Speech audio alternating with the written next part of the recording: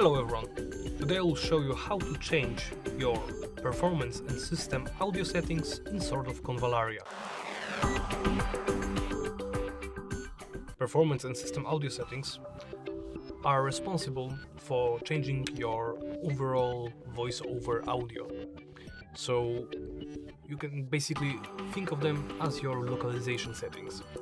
To change them, open the main menu by pressing this button right here. Then go into settings by pressing this gear icon in top right corner.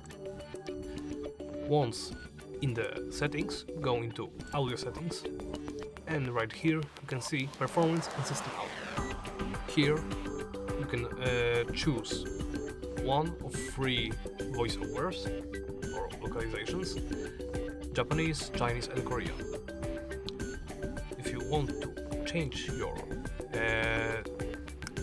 change the language of the characters and anything else, simply click on them and you will be prompted to download the language pack. And simply press confirm.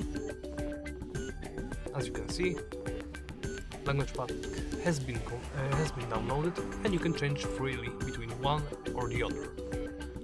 Right now I will also download the Korean package, and after that, well, you are done.